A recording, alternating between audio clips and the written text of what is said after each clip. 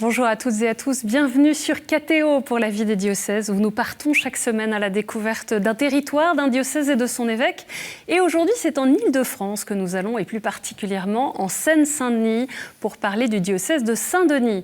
Dans cette émission, on retrouvera les participants à la journée diocésaine de clôture du Jubilé de l'Espérance, début janvier, qui a été l'occasion de découvrir la vie de ceux qui ont été béatifiés à Notre-Dame en décembre dernier, et dont certains étaient originaires de Seine-Saint-Denis.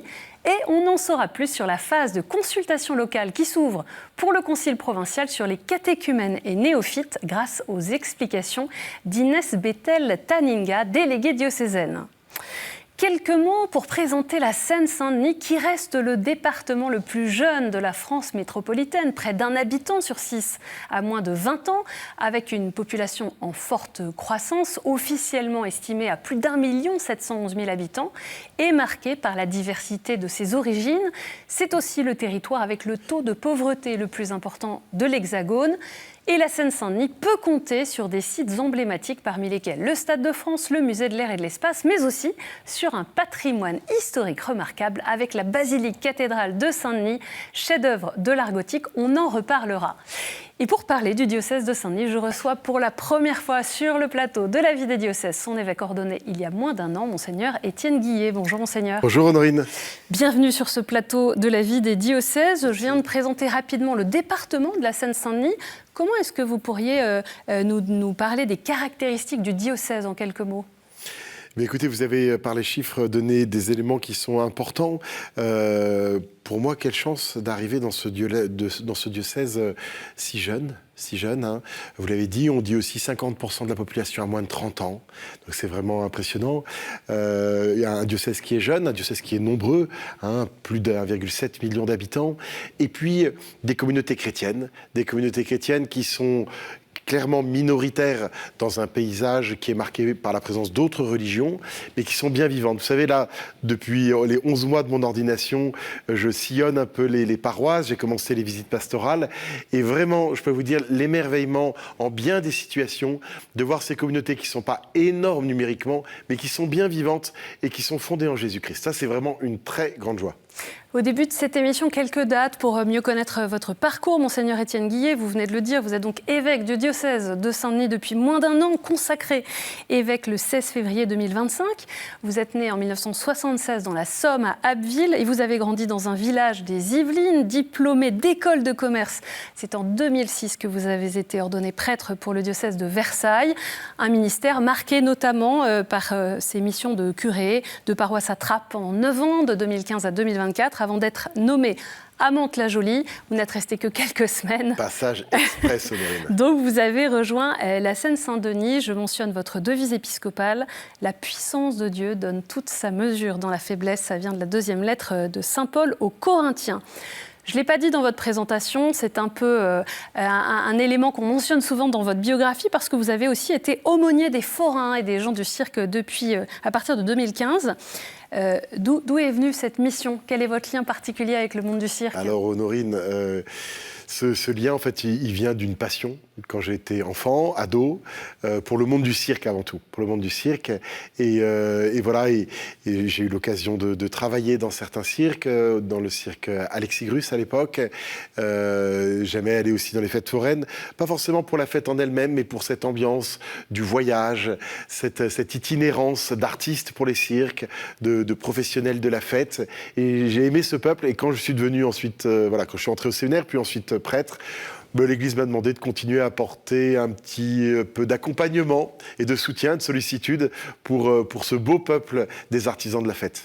Ils étaient d'ailleurs présents sur le parvis le jour de votre ordination. Et puis il y a quelques jours, quelques semaines, vous avez célébré la messe sous le chapiteau. Ça reste un milieu que vous affectionnez, que vous fréquentez. Oui, imaginez, moi j'ai travaillé au cirque Grus quand j'avais 15 ans comme palefrenier. Vous n'étiez palefrenier, c'est ça ? J'étais palefrenier, voilà. Et j'y suis retourné pour la nuit de Noël, pour présider la messe aux Folies Grus il y a quelques semaines. Grande émotion, puisqu'en fait j'ai à peu près le même âge que les enfants de la famille Grus. On a un peu grandi en parallèle et on se retrouvait, donc c'est vraiment heureux. Et puis c'est heureux de retrouver cette famille d'artistes, cette famille du voyage qui est toujours aujourd'hui dans la foi en Jésus-Christ. Début janvier, je le disais en introduction, vous avez célébré la clôture du Jubilé de l'Espérance à Saint-Denis, une occasion de se réjouir en diocèse pour l'année écoulée et également de rendre grâce pour les nouveaux bienheureux de la Seine-Saint-Denis, car parmi les 50 martyrs victimes du nazisme pendant la Seconde Guerre mondiale, béatifiés en décembre à Notre-Dame de Paris, 6 ont habité le département. Notre journaliste Ophélie Marien a vécu cette journée diocésaine du 4 janvier. Alfredo de Romainville, René de Livry-Gargan. René, Alfredo, Marcel, Raymond, Lucien et Camille, ce sont les prénoms des 6 nouveaux bienheureux qui font la joie du diocèse de Saint-Denis. Parmi les 50 Français martyrs du nazisme, béatifiés récemment, 6 ont habité la Seine-Saint-Denis. En leur honneur, une messe d'action de grâce est célébrée à la cathédrale de Saint-Denis, en même temps que la clôture du Jubilé de l'Espérance.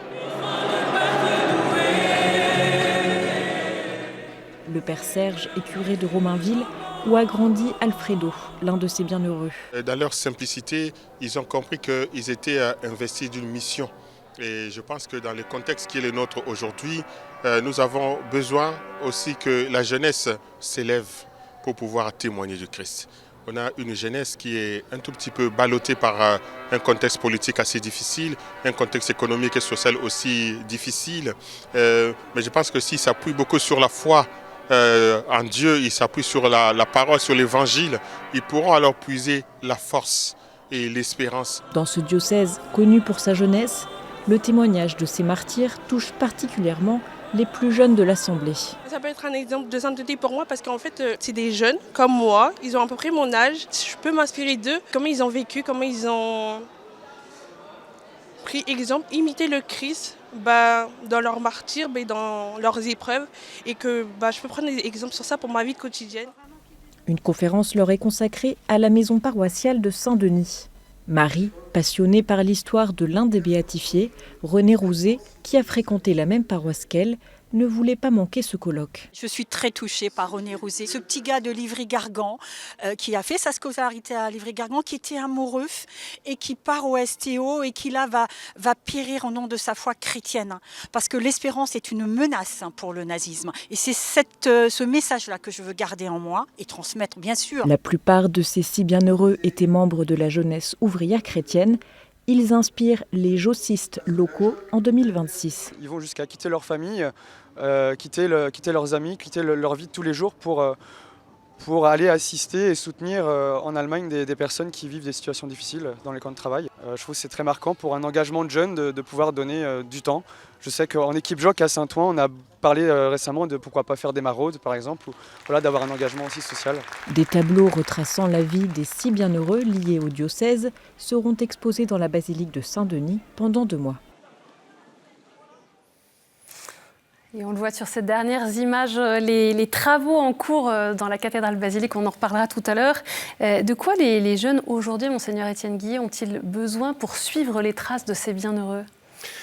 Ce qui me marque chez ces 6 bienheureux qui ont grandi chrétiennement en Seine-Saint-Denis, portés par la JOC, également par le scoutisme, c'est cette très belle articulation entre le choix du Christ, une vie intérieure en Jésus-Christ, et ensuite un engagement dans les aléas de leur époque, de leur temps. Et ça, je crois que vraiment, c'est un héritage qui est toujours aussi fort pour aujourd'hui. On a changé de contexte, mais cette ambition de pouvoir donner à rencontrer le Christ, à vivre de lui, pour ensuite faire grandir le royaume de Dieu, ça reste toujours aussi vrai. Et ces 6 martyrs bienheureux du STO, je crois, ont beaucoup à nous dire.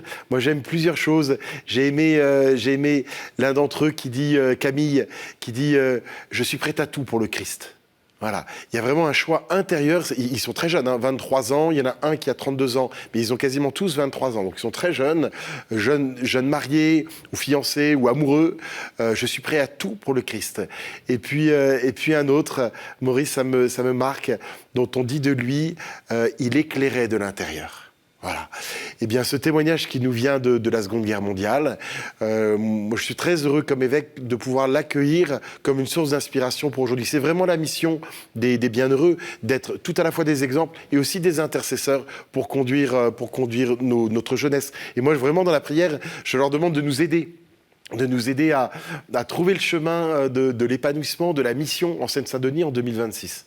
La Fraternité missionnaire des Cités a vu le jour dans votre diocèse. On la connaît notamment pour son soutien à la Nuit de la Cité Céleste, dont une nouvelle édition a eu lieu en décembre dernier. Comment s'ancrer dans la foi chrétienne quand on habite dans un quartier où le christianisme est minoritaire ? Alors la Fraternité missionnaire des Cités a justement pour objectif de réunir des prêtres. Cette année, 70 se sont réunis de toute la France pour essayer de trouver les réponses à la question que vous posez.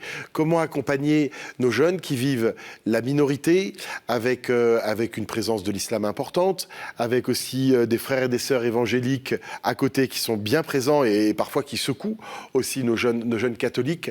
Comment les faire avancer ? On se redisait à la dernière rencontre de la Fraternité missionnaire des Cités qu'il nous fallait, comme prêtres, être attentifs peut-être à 3 choses, à leur donner de rencontrer le Christ dans la prière, à les former, et beaucoup de jeunes demandent à être ancrés en Jésus-Christ, à avoir une foi solide, étayée sur la connaissance théologique de leur foi, mais également, pour ne pas être dans un repli un peu privatif, d'être au service des plus fragiles. Vous savez, on a vraiment besoin que dans toutes nos paroisses en Seine-Saint-Denis, un petit soutien scolaire s'ouvre pour que les enfants puissent bien grandir. On a besoin que nos anciens soient visités. On a besoin que des maraudes se multiplient.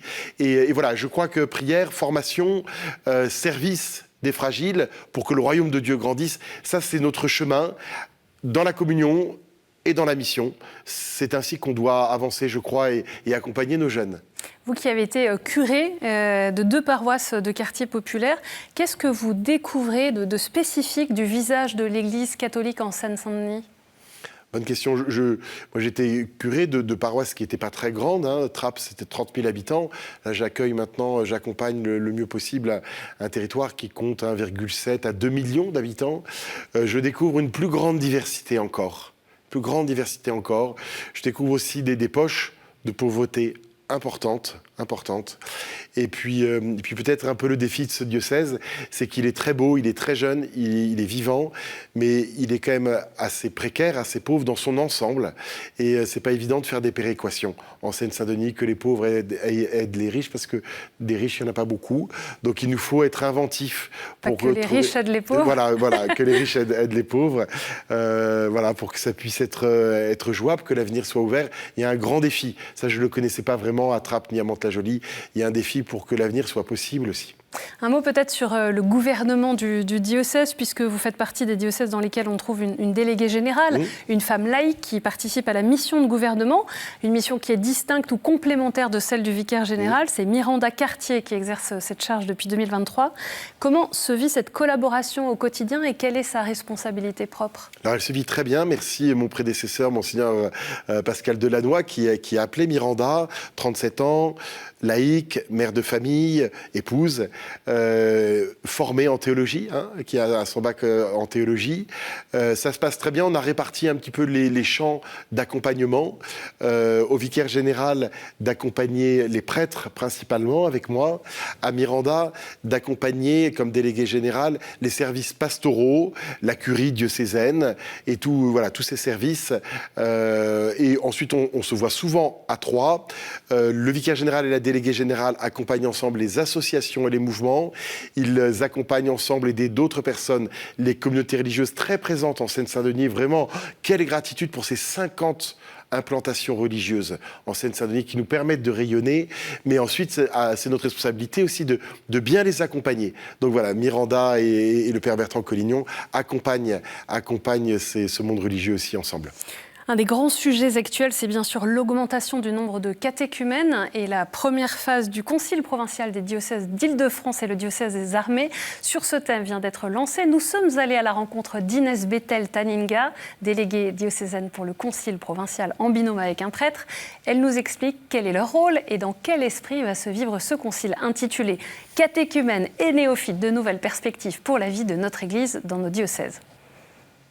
Je suis membre de l'équipe de pilotage du Concile et en tant que membre de cette équipe, en fait, nous, notre but, c'est vraiment de mettre en œuvre, d'accompagner, de structurer un peu le Concile et surtout de veiller à ce que cet événement, il reste avant tout priant, que ce soit un événement liturgique, qu'on n'oublie pas qu'on est avant tout là pour écouter l'Esprit Saint qui nous guide, qui nous indique ce que le Seigneur veut nous dire au travers de nos chers catéchumènes et néophytes. Et surtout, notre mission, c'est de faire connaître le Concile, d'aussi de sensibiliser aussi à cet événement parce qu'il y a beaucoup de paroissiens aussi qui se rendent compte peut-être que oui, il y a un peu plus de catéchumènes cette année à Pâques, mais en réalité que c'est un événement vraiment français, que ça concerne tout notre territoire et que c'est surtout une grâce. Cette phase de consultation, donc la première étape du Concile, c'est vraiment une étape qui s'adresse à tous. Chacun est invité à y participer de manière très locale, donc au moment des réunions d'aumônerie, des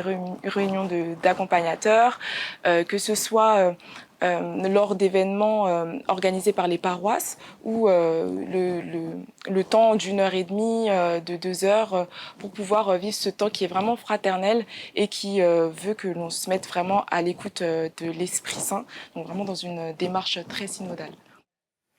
La phase de consultation locale qui est donc lancée, quelles sont les particularités de ces nouveaux catholiques en Seine-Saint-Denis ? C'est pas évident d'arriver à, vous savez, à les mettre dans des cases, en fait, je découvre. Je suis en train de lire les lettres qu'ils m'écrivent pour la fête de Pâques, les prochains baptisés. C'est très difficile de faire une typologie, en fait. Et pour moi, ça conduit plutôt à une action de grâce pour l'œuvre de Dieu. Il y a vraiment tous les parcours, tous les âges. Il y a un peu tous les parcours. On a beaucoup de jeunes, hein. On a plus de lycéens que d'adultes, donc c'est vraiment très, très impressionnant. Difficile de faire une catégorie. Je repère souvent la présence du témoignage de leurs amis et de leur famille. Hein. On voit qu'il y a un témoignage humain qui est fort. La présence des réseaux sociaux, qui a pu répondre dans un premier temps à des questions. Le passage dans le site d'une église, dans le bâtiment église, pour le silence, pour la prière, pour se ressourcer. Voilà. Je retrouve aussi, et c'est la même chose pour les confirmations, je retrouve aussi souvent que le Seigneur les a rejoints dans les creux des existences. C'est rarement dans les moments où tout roule, mais parfois le Seigneur a vraiment fait grâce dans des moments où ça a été compliqué, et ils ont senti qu'ils étaient portés, qu'ils étaient accueillis par le Seigneur, et ils comprennent assez bien ce que veut dire Jésus Sauveur. Et qu'est-ce que leur arrivée provoque comme transformation dans les paroisses ? Eh bien, ce sera tout l'objet de ce concile, moi j'aimerais bien qu'on s'en parle dans 1 an et dans 2 ans, parce que le sujet justement de notre concile provincial sera celui-ci. Comment accueillir, comment accompagner et comment intégrer. Et même le bon verbe serait plutôt comment incorporer dans le corps de l'Église. Parce qu'il s'agit qu'on ne dise pas à ces nouvelles pousses néophytes, hein, ces nouvelles pousses, bienvenue, assis-toi là, on t'a pas attendu pour être chrétien. L'Église, nos paroisses vont devoir se transformer en accueillant ces charismes différents qui arrivent, ce que Dieu donne à son Église, voilà ce que Dieu dit aujourd'hui à l'Église par eux. Mais ça va nécessiter une certaine souplesse de notre part et de ne pas dire on a toujours fait comme ça. En réalité, ce concile provincial qui s'annonce, pour nous, sera, Église catholique, l'occasion d'une conversion. Peut-être un mot aussi sur l'enseignement catholique en Seine-Saint-Denis, département tellement marqué par la jeunesse. On compte 74 établissements scolaires au total, dont des lycées professionnels. Qu'est-ce que vous attendez particulièrement de l'enseignement catholique dans ce contexte ? Dans ce département qui est peut-être le plus pauvre de la métropole, vraiment l'ambition, peut-être 2 choses. C'est de prendre soin des plus fragiles, qu'on prenne notre part aussi à l'éducation de la population comme elle est. Or, elle est fragile. Voilà. Et je vous cache pas, très fier de nos 8 lycées pro qui font un travail magnifique. Il y en a un que j'ai visité plusieurs fois, j'ai trouvé ça admirable. Mais je suis aussi admiratif de la petite école maternelle qui a ouvert une classe pour enfants autistes en première maternelle, en petite section, comme cette école des Frères des écoles chrétiennes qui accueille les mineurs non accompagnés. C'est politiquement incorrect, mais ils sont là et ils ont 16 ans. Comment ne pas les accompagner ? Vous voyez, tout ça pour moi est un grand sujet de fierté. Je rajouterais les plus pauvres, mais également l'ambition. Parce qu'il s'agit que cette population de la Seine-Saint-Denis, elle réussisse. Et l'enseignement catholique, aux côtés de l'école publique, qui fait du bon boulot, qui fait tout avec des moyens pas faciles, dans un contexte pas facile pour faire du bon travail, nous, notre part de la responsabilité, c'est d'avoir de l'ambition pour nos jeunes, qu'ils réussissent et que, comme très souvent, le 93 soit un tremplin pour eux. On l'a vu tout à l'heure en sortie de reportage, le chantier pour reconstruire la tour et la flèche, la tour nord et la flèche de la basilique cathédrale de Saint-Denis a commencé au printemps dernier. Un chantier donc financé par les acteurs publics et la Fondation du patrimoine. Qu'est-ce que vous attendez de ce chantier? Ce sera l'occasion de davantage de visibilité? Bien sûr. Depuis 170 ans, nous attendons que cette flèche soit remontée. Voilà, 90 mètres. Voilà, le plus haut clocher d'Île-de-France, qui s'annonce dans 5-6 ans. On verra le chantier. Parce qu'on sait quand commence un chantier, mais on ne sait pas quand ça se termine. Et voilà, bon, mais c'est le jeu. Mais 5-6 ans, quand même. C'est-à-dire, c'est à vision humaine, c'est pas dans très très longtemps. Une flèche. Et vous savez, Honorine, une flèche, c'est pas rien. Dans l'art gothique, une flèche, c'est l'index qui indique à tout le monde le ciel, qui nous dit qu'au pied, il y a le marché, que lorsque tu vas au marché, lorsque tu fais ta vie, au-dessus de toi, il y a Dieu qui est ton Père et qui t'aime. Voilà, un index dans le ciel de la Seine-Saint-Denis qui rappellera à tout le monde que Dieu est là. Et puis, vous savez aussi, l'axe vertical de la flèche, elle indique aussi qu'à l'Église se passent des choses essentielles. On tourne le regard vers le ciel, mais on est aussi invité à entrer au pied de la flèche. Et c'est la communauté chrétienne qui est très accueillante à Saint-Denis et qui continuera à accueillir les uns et les autres. Monseigneur Étienne Guillet, on passe maintenant à la dernière séquence de cette émission, les questions de terrain.